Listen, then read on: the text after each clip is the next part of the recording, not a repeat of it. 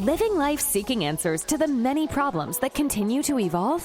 Whether it's about business, money, relationships, family, or anything, let's talk. Join Alan Cousin of Get Up Radio Media as he talks about anything and everything that the mind can come up with. His motto is, you can't find a solution until you talk about it first. Ready to be informed about life and feel positive daily? Then come listen to Let's Talk with Alan Cousin and get up as a positive new you. Hello. Happy Tuesday, everybody. How you doing? Happy Tuesday, everybody. How are you today? Yeah. That's right. It's Tuesday. It's March 14, 2023. We're all having a great day, right? Because we're all amazing, right? That's right. Each and every one of you out there are amazing people with amazing challenges and things that you know you can accomplish because you truly are unique in every fiber of the matter. So, here I am, Alan Cousin, founder of Get Up Radio and Get Up Radio Media, here to talk to you about important ideas and facts and opinions that I feel that maybe might be something that's on your mind as well. Today, I want to talk about disciplinary measures for children.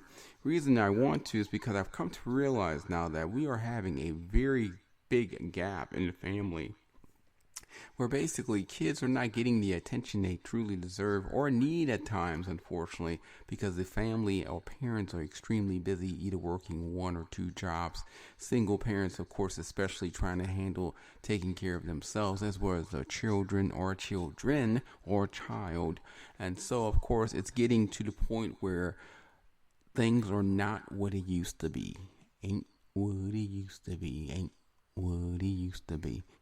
So we want to talk about that situation and maybe open some observations and opinions on how to improve and better it if possible. I remember back when I was a child, I was pretty spoiled. Not spoiled as my sisters, of course. They were 10 times more spoiled than I was. But I did have to deal with my parents because my parents were very much vocal and disciplinary whenever something went wrong. My dad was known for grounding us, basically where you couldn't go out anymore, couldn't go play, couldn't go to movies or events. But there were times, of course, where he said, you know what, grounding's not going to be disciplinary enough. It's time to get the belt and let you know how it feels to do something wrong. And my uncle was the very same way. Now my mom, she not tends to use the belt, but sometimes she like to use her hand. So let me tell you, there were a lot of times that when I did something wrong, I was definitely in fear because it wasn't a situation where I was going to go home and get a talking to. Or I was going to get you're grounded and you can't do it. No, it was going to be, hold on now. What you talking about? What did you do? Boy? What? Oh no! No! It's time. I'm gonna get that belt now. We gonna handle this right now, cause you should know better. I can't believe that you had the audacity to think that you can get away with this. Hold on 1 minute. I'm coming. Where's that belt? Oh, there it is. All right. Don't you run away from me. Boy, do not have me chase you. I got you now.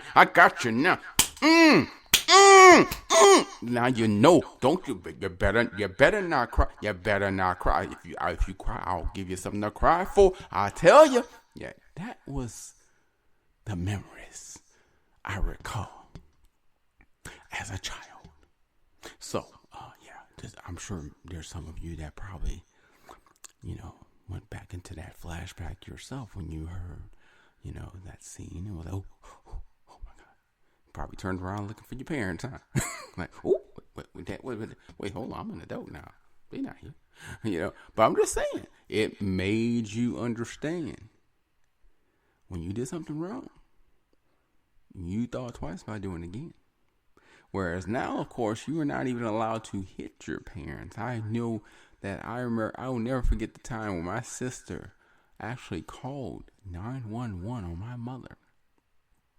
because she was like, "You're not going to punish me or whip me because you're not allowed to do that anymore." My mom was like, "You live in my house, you live under my rules, and if you don't think you're gonna get disciplined, you are." And my sister ran to the phone and called 911. I was like, "What? Ooh, I wouldn't do that if I was you." And like I said, I was 6 years old, and I was like, "Oh, yeah, no, because I was like, oh, okay, you want to help me? Go ahead and hit me, because I'm gonna be out of here sooner or later." But she was like, "Nope, I'm calling the police on you." I was like, "Woo, yeah, that's deep there. That's deep. I'm calling the police on my parents."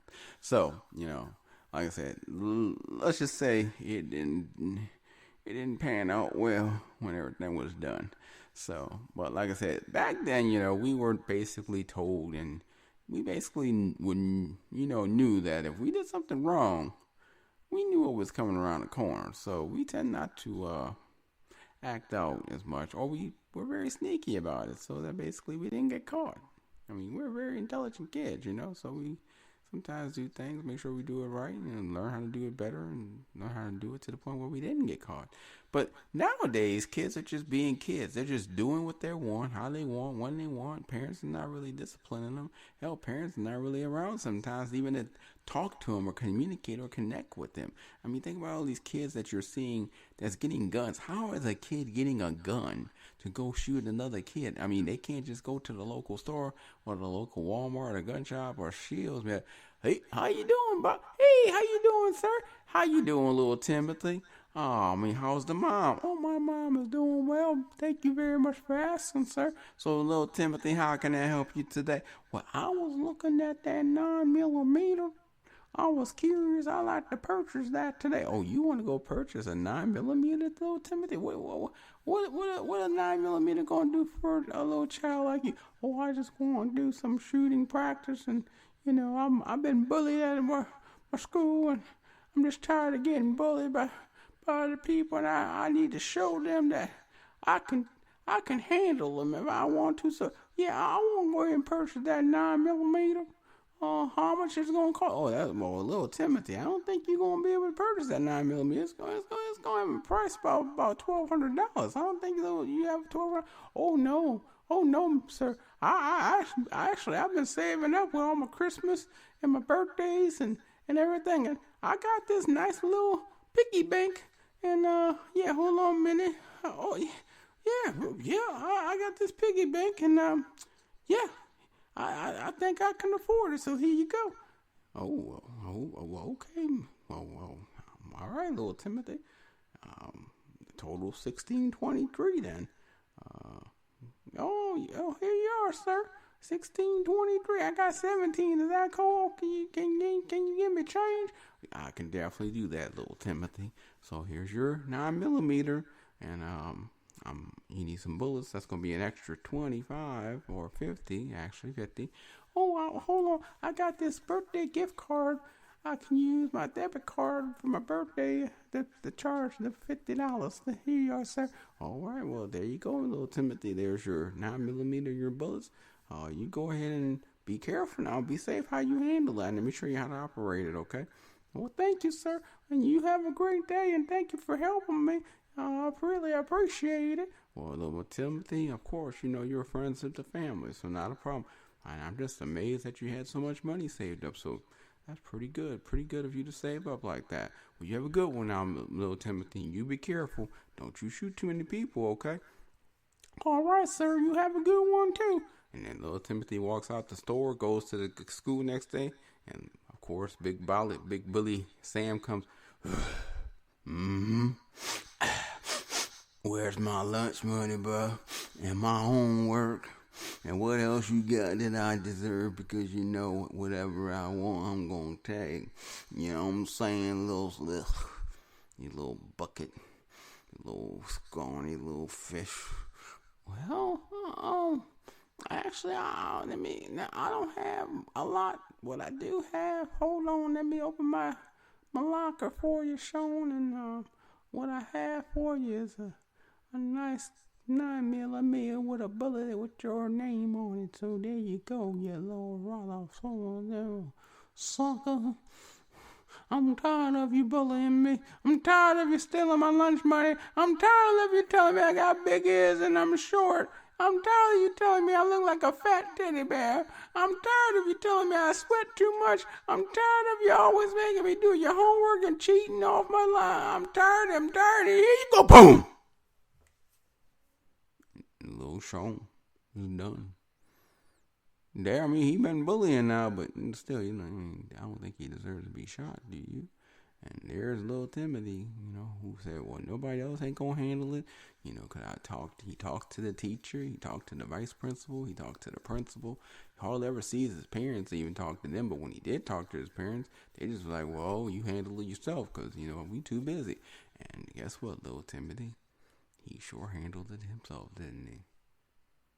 That he did.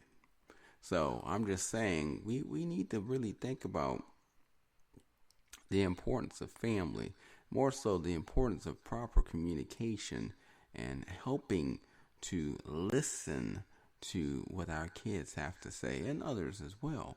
Because if they don't have anyone to talk to and they have to make decisions on their own, or better yet, go to their friends who will help them make decisions, that's probably not going to be the best decisions.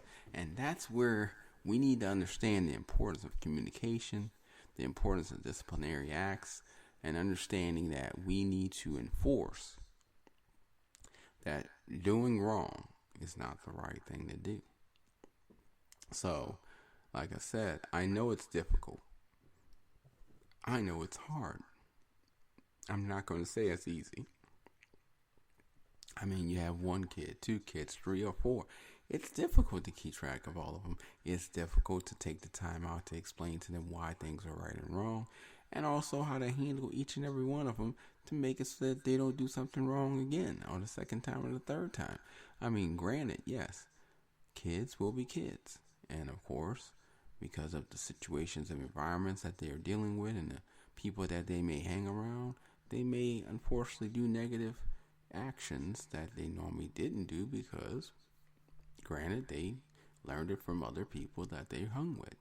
And, if you're not paying attention watching who they're hanging with, or you're not paying attention in stealing in them, what's good and what's bad and what's right and what's wrong, then of course it's going to be very difficult for them not to realize when they are unfortunately doing the wrong thing or creating the wrong acts or maybe possibly creating violence that, of course, will cause damage and danger towards others. And like I said, it's a very difficult situation. It really is. I'm not going to say it's easy, and I'm not going to say that it's anybody's fault, just one person's fault. I mean, it's the fault of the parent, it's the fault of the child, it's the fault of the teacher, it's the fault of the principal. It's the fault of many people because there's so many people involved when things go wrong at school or when people get bullied or cyberbullied because, nowadays you don't have to bully in person.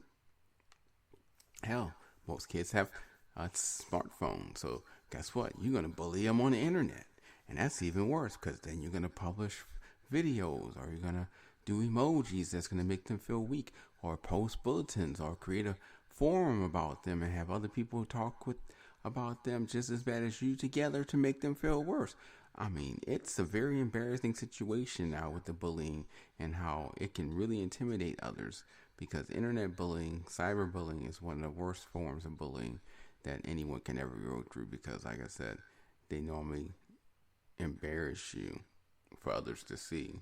And because it's on the internet, there's no way to get rid of it unless they take it down themselves, which, of course, in most cases they won't. So therefore, whatever it is that's embarrassing you is there for everybody to see. It's very stressful, extremely stressful. So my thing is, we have to realize that we need to focus on family. We need to focus on being there for each other, loving each other. We need to focus on having family time.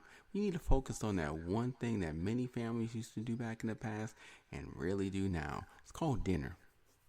Where you sit down together as a family, have a nice dinner, talk about what went on in your day and get to understand each other and help each other and coach each other when bad things happen, so that at least everybody knows that if something goes wrong, they have somebody they can go to. And like I said, nowadays, in today's situation in society, it's not really like that anymore. You'd be amazed about almost 35 to 40% of kids out there have no one to go to when they have problems, or when they feel like they're being bullied, or have anxiety, or a situation that they can't handle themselves. They don't have anyone to go to, which of course causes the problem to be worse, to the point where then they just go look for anyone that can help them, which means they may not get the proper and right advice that they should have got to do the right thing, and may unfortunately get the wrong advice, of course, in doing the wrong thing. And today's society, I get it. We have a fast-paced society, people working multiple jobs in order to survive, and of course still having kids. And sometimes, because most of the marriages don't last, you're living by yourself with these kids and trying to take care of them while trying to take care of yourself. It's very difficult, I get that. But we need to find a way. We need to sit down and find a way to make this better, to make this more progressive towards a positive reaction and action, and not just allow negative reactions to come out from the actions that's being imposed. We need to find a way to instill how good it is to be a good person, and not allow people to feel like being bad is the thing, because all the girls used to always say, I want the bad boys, I never wanted the gentleman until I got married. But a lot of times you look on movies and shows, and you'll see that they actually promote negativity. They promote the bad boy, they promote the bad girl. They don't promote being good, being a gentleman, being very nice and calm and have intellect and eloquency. No, they promote wild and furious and doing the wrong things and taking chances. And yes, some of it is in the form of entertainment, but unfortunately the people viewing it or taking it as law. And that's not good. Not to mention the video games that they're seeing, where basically it's okay to shoot people, kill people, murder people, make fun of people, do whatever you have to do for retaliation, revenge. If something does something to you, you do something worse to them. That's the way we're being taught now as far as the kids of today, because they really have not too many people that they can honestly go to, talk with, and basically get proper solutions to their problems that they're having day to day. And it scares me. It really does. And of course, parents tend to spoil their kids, giving them anything and everything, thinking that they're doing the right thing, when in actuality, they're hindering them, because they won't understand how it is to live and earn their keep, because they're just going to expect that everything deserves to be given to them, because they've always gotten it since they were a kid, because of their parents. So it doesn't help them when they have to realize, or finally have a situation where they're not given something that they desperately need, want, or thought was being offered. And they don't understand that. It confuses them. Like literally, it gets in their head and makes them go, but that's not how it works. Because guess what? The parents and grandparents have instilled in them that this is how you need to live, expecting everything to be given to you and handed to you, because basically that's how it's going to be. But it's not. There are times you will not get what you want. There are times you will have to work definitely harder and strive and work, more to actually get the rewards that you're expecting or wanting. But like I said, unless someone brings that to your attention, unless someone helps you to understand the way of life and what to expect from it, if you don't have anyone, you tend to just take it upon yourself that it didn't go your way. And of course, you're going to feel negative about that, which then in that situation, you're either going to be very depressed and who knows, maybe hurt yourself, or you're going to become very angry and maybe want to hurt others. Now, granted, right now, President Biden is signing an executive order on trying to strengthen checks for guns, where basically now they want to do more vital background checks before allowing people to have a gun. My thing is, though, I thought you would have already been doing that. I mean, why are you not going to do the most vital background check before handing someone, quote unquote, what I would call artillery that they can utilize on someone else and possibly kill them? Granted, I understand the background checks, depending on how much you want to know, can go high in price. I get that. But here's the thing, you can charge the customer for the background check. Just add it to the gun or add it as a service fee. Because honestly, I would rather you do that than basically not do a vital background check and allow someone who may have had a mental disorder or a disability in some way mentally, or may just have an anger management problem, or may just not know how to handle taking care of things without some form of fierce, negative, or harsh action means. So, like I said, I know we're far behind. I know we're learning. I know the United States is still quite young because we haven't been around for so long as the other countries have. So, yes, there's a lot to learn. But I feel like we need to improve ourselves. We need to increase the situation where we learn faster and we show that we can do something better without having to go through more and more years of understanding it before finally getting it done right. And like I said, I didn't like getting a spanking. I didn't like getting slapped on my arm and my hand and my butt. I didn't like getting my hair pulled or my ear pulled. I didn't like kneeling in the corner where my knees was on rice and I was hurting tremendously as my arms were extended with 2 books in each arm. And if I let go of that, bent my arm just a little bit, they would slap me with that 10-foot ruler they always had, or that belt, that was, of course, pure leather, as if it came straight off the cow. I mean, I remember those days, and trust me, those days scared me. Those days terrified me because you did not want to mess up because you knew what you were going to get and you didn't like it. But nowadays, what are kids worried about? Nothing, because guess what? If they do something wrong, what's going to happen to them? Most likely, nothing. So there you go. They're just like, hey, I can get away with murder. I can do whatever I want because nobody's going to stop me. Nobody's going to discipline me. And nobody's going to rat on me. So basically, I'm good to go. And honestly, a lot of these kids out there are thinking this way because nobody's trying to stop them. Nobody's trying to get involved with them. Nobody is trying to help them to realize what they're doing is wrong and show them how they can do something in a much better, more civilized fashion. So, like I said, it's a crazy world. Yes, every day it gets crazier and crazier. I mean, they got so many things going on. If it's not for the sex, or sugar daddies, or sugar babies, or fetish people, or OnlyFans, or just getting guns and shooting people, or bullying people, or stealing their lunch money, or cheating off their, school. I mean, there's so many things that's going on. I'm just listing just a few, but it's just wow.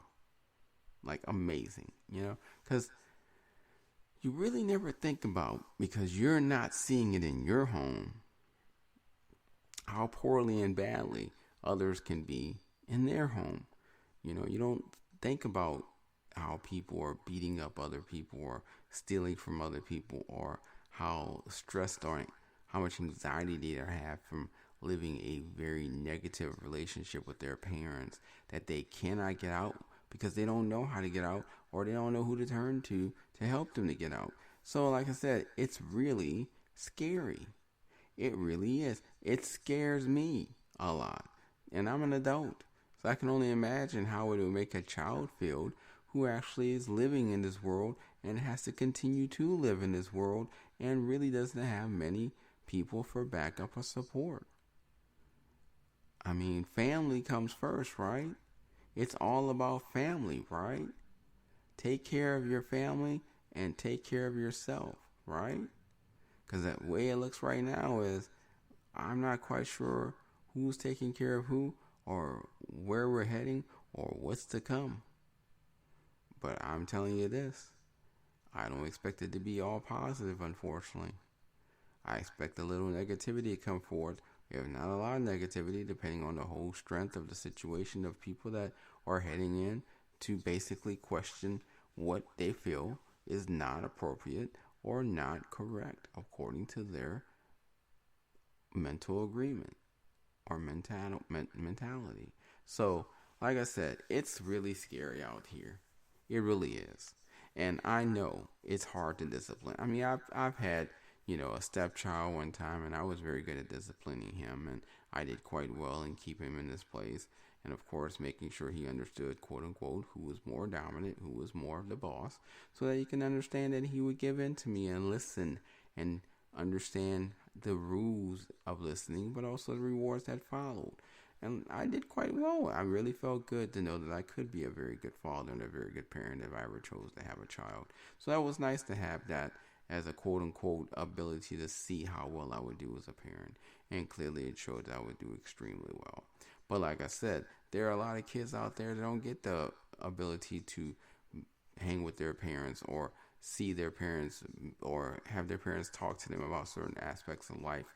I mean, can you imagine when you're a teenager going through PMS, going through bullying, cyberbullying, trying to understand why you're gaining weight and you can't lose it, or bulimia, or basically just having people make fun of you because of how you look when you didn't even do anything wrong. That's just the way you look. I mean, there's so much going on, so much fear situations that makes you just go, whoa, no, why? Not me, So I'm just saying, I think we need to look how to implement a little more form of discipline. Not saying it has to be completely beating you up or whooping you or, injuring you in any form or fashion.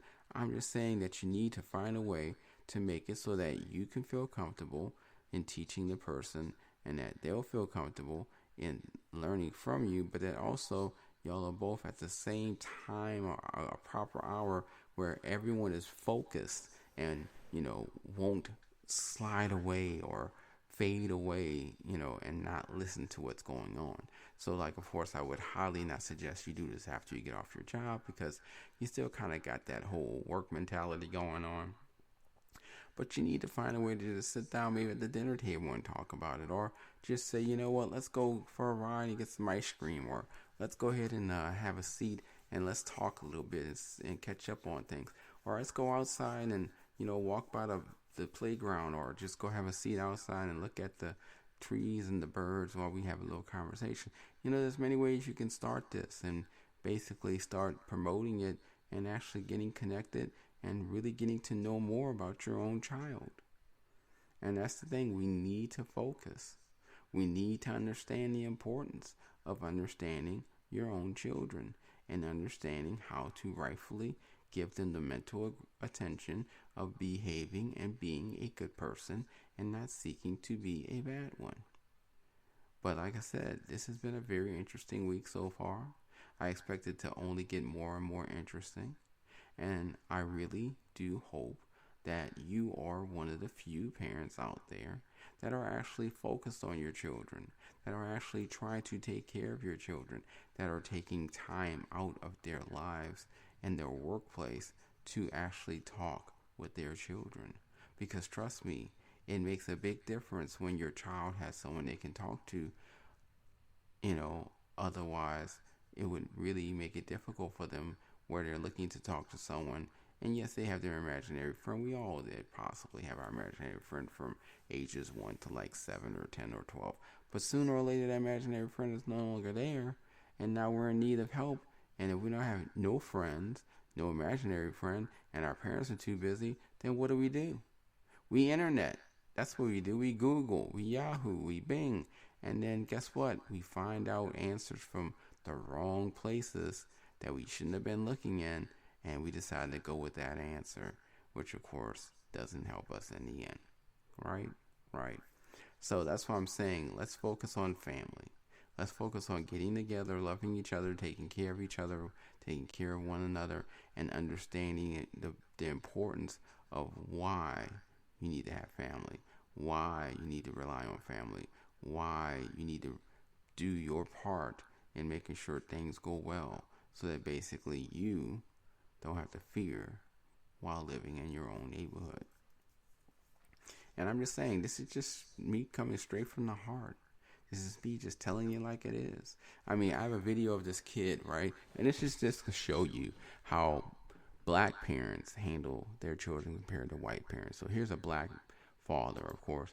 And, his kid basically was in Walmart and started to act up. And he took the kid out of Walmart. Now, kid's probably about 3 years old, maybe 4 from how he's looking. And like I said, this is what the parent did. So let me just give you a little cut version of the video so you can kind of see how the kid is and how the parent act. Hold on.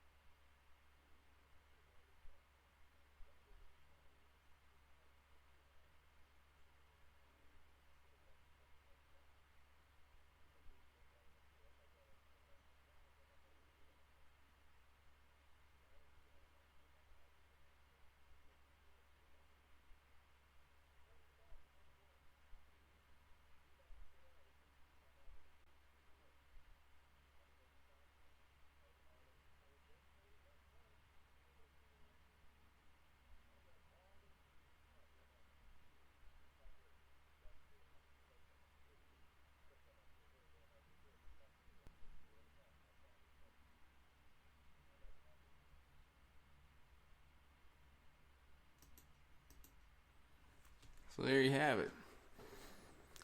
And it's true. That's how it works. Now, of course, he's not whipping his child. He's not taking a belt on at him. He's not spanking him. He's basically handling the situation where he's making sure they realize that they're in a negative inconvenience, and basically they can't lead that negative inconvenience until they straighten up and fly right, as they say. And that's true. And I totally agree. I've done that, myself when I had that step kid, and I handled the step kid appropriately, talked to them, like they were an adult, because children can understand. Don't think just because they're 1, 2, 3 years old, they don't know what you're talking about. You'd be amazed how intelligent babies and children really are, because they're observing.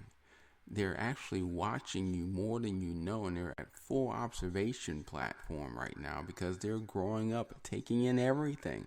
So therefore, they're listening to what you're doing. They're watching what you're doing. They're learning from what you're doing, and they're realizing what they think they can and cannot get away with based on how you react to them when they do something good or when they do something bad. And this is a fact. So therefore, you need to realize that you cannot allow them to manipulate you, which they will. You need to pay attention, focus, and make sure to take care of them appropriately when they do something wrong. And that's been a problem because we spoil children because we know we went through a hard life, so we don't want them to. But at the same time, we give them too much, and we don't find a way to make them realize that A, life is not as easy as you think it is, and B, when you do something wrong, you have to be disciplined for it. You cannot just get away with it because it's not right. It's not fair. And we need to do that because if we don't, then as an adult, they're going to continually do worse and more violent things, thinking that they can, A, get away with it. And guess what? They won't. And more so, they won't know how to handle it when they get caught and they get properly judged and have a judgment placed on them for their negative actions. So you're not helping if you don't discipline them now. You're actually hurting them because they're only going to get more and more violent and worse. And then they're going to get into a situation where someone who does not care about them will handle them appropriately. And who knows how they may handle them or what they may go through, or if they may basically lose the rest of their life because they did something so violent that they are now placed in prison for the rest of their life, not to know what life is fully about. Now, of course, this is another video, and this video is a white family that's handling their child. Let's see if there's a difference.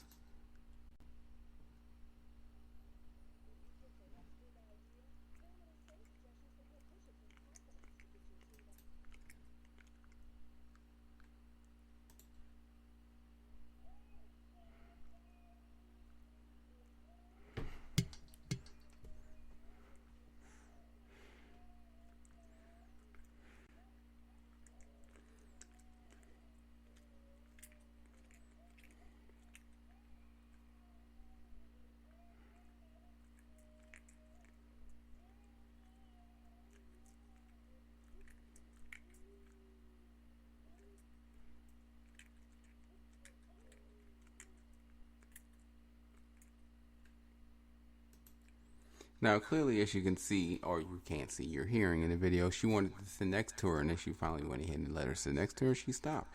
Now, yes, that was nice. She did what she wanted. She stopped. And now she's not realizing that, A, you can't get everything you want. So guess what? That means the next time that she wants something, she's going to what? She's going to have a meltdown. She's going to cry. She's going to yell. And she's going to do exactly what she did again because she's going to feel like that's the way she has to act in order to get what she wants.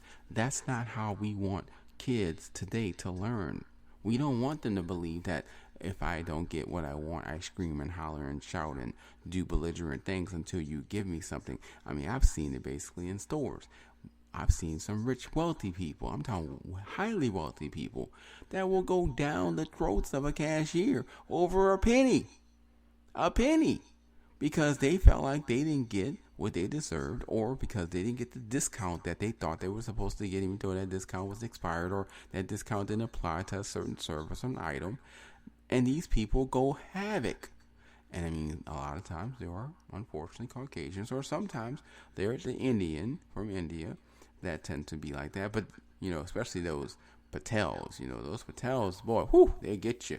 You get them mad. They're all about, I control this and I'm the one spending money, and you're supposed to do what I say and how I say, because basically I'm a Patel and I'm the customer and you're the business, and that's the way. But guess what? You go to a Patel grocery store though, and you start acting like that with them, and the first thing they're saying is, oh no, you need to go out, you need to go no, you need to leave, I'm going to call the police, I'm calling the cops, you need to get out of here, you cannot do this, no, I am not giving you what you like, you need to leave my store right now. That's what they'll do you. But yet, when they're in your store or some other store, they're the first to be, oh no, you're going to give me this. This is what I want. It says right here that you should be doing it, and you're not giving me what I want. So you're going to do it. And if you're not going to do it, I want the manager. I want someone who has the power to get this done, because I am the customer, and the customer is right, and I am spending my money, and I don't want this, or I need a refund on this one, and I need this one right here to be credited, and you need to do that because that is the way it's supposed to be done, because that's what I want. Yeah, that's what happens when you don't discipline your kids and they become adults. We don't want that. Nobody wants that. We don't need people that are working for maybe $6 to $7 or $10 an hour to deal with that. We don't want people who are trying to enjoy themselves shopping amongst each other to have to hear that. We don't want people to just have to deal with it at all. So it all boils down to handling them as a child, explaining to them the right and wrong, and letting them know what is quote unquote correct and what's not, and making them understand that they need to be disciplined properly, but also how to act in society. Can we do that? I think we can. Should you be doing that? Well, yeah, you definitely should. I hope you are. But like I said, many of us, are we doing it? No, we're not doing it. And guess what? Clearly, we're seeing the reactions to people who didn't handle and take care of their business as parents. I think it's about time we stop this, don't you think? I hope you're listening, because I'm talking. So please, let's make a proper solution to this problem. Let's put it into effect and make these changes to improve society, improve our kids, and improve the way of life. Because you will be improving the way of life if you help your child to understand how to be a better person and do right things. It's just crazy. It really is. But like I said, I always say on my show, we're all amazing. But some of us can kind of feel too amazing to the point that they think that they're above everyone else. And that's not the amazing I'm talking about. We all have equality. We all should understand we're the same. And in being the same, we should have no one thinking that they're above others and don't deserve the same disciplinary measures as other people. And that's the problem, because a lot of people today, when they have more power or more money, think that they're absolute from the law and that they can do what they want, and it's okay because they are above the law because of who they are or how powerful they are or what they are doing in today's society that makes them so much better than others. And that's not the way it should be. But unfortunately, it has grown more and more like that, to the point now that, yes, some people believe that they don't get in trouble and shouldn't because of who they are or how much money they make. And that's not the right way to make people learn. That's not the right attitude. That's not the right perception we should be broadcasting here.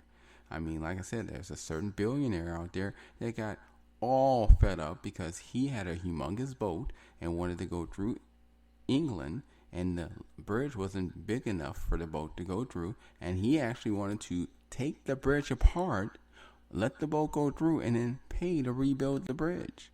Now, granted, I understand he thought the money was all about, action. I'll take care of this. But no, the bridge is historic. The bridge is a landmark. The bridge is totally fine. You just didn't do the right thing to have your boat small enough to go under the bridge. Therefore, they told him politely, turn around, go somewhere else until you can find a way to get through somewhere else, because you're not going through this bridge and we're not allowing you to take it apart. And he got upset because he thought, I'm a billionaire, I'm powerful, everybody knows me, so I should be able to do what I like because I came up with a solution. You're simply supposed to follow it. No. We're all human. We're all still human. We're all still human beings. Just because we have more money doesn't mean we're better. Just because we're in a higher position doesn't mean that we're better. It just means that someone gave us that ability to do that. And we may or may not have earned the potential to have that such ability. Some of them may just have been given to us and we ain't do anything for it. Because if you did something for it, you wouldn't probably act that way now, would you? Just saying. So, with that being said, I really just hope that you are listening and that you do take the time to help have communication and spend time with your family and your loved ones and your kids, if you have any, and that you would do what you can to help them to discover the right and wrong doings and help them to do things the right way, and to discipline them when they are doing things the wrong way, and help them to grow up to be very good adults. So, with that being said, I appreciate you listening to my show, and of course I will come and talk to you more this Thursday about another topic, I'm sure. But just be safe, be loved, and love, and realize that there's always a solution. You just have to discover the problem first, and communication is key. It's just a thing of making sure that the individual you're talking to understands what you're trying to get the point across, and that they understand that that is the certain point that you need them to focus on and learn about. Sometimes we just need to sit down and think things through. And it may not work the first time, or the second, or the third, but trust me, don't give up, and do what you need to do with the responsibilities that you have decided to have by having kids and children. Because remember, you chose that. And so in choosing it, you have to, of course, adhere to the responsibilities that come alongside with it. Just saying. So, thanks for listening. Hope you have a wonderful evening. Hope you enjoy the rest of your evening. And as always, remember, there's always a solution. First, you just got to talk about finding out what the problem is. Have a wonderful day. Be blessed. And as always, remember, you are truly amazing because there's only one you. Goodbye. Thank you for listening to Let's Talk with your host, Alan Cousin. If you have any questions that need answers or wish to be on the show, feel free to email us at letstalk@getupradio.com. And if you have a moment to rate, subscribe, and leave a review wherever you listen to your podcasts, we'd really appreciate it. Remember to get up, smile, and live life positively, as you are an amazing person.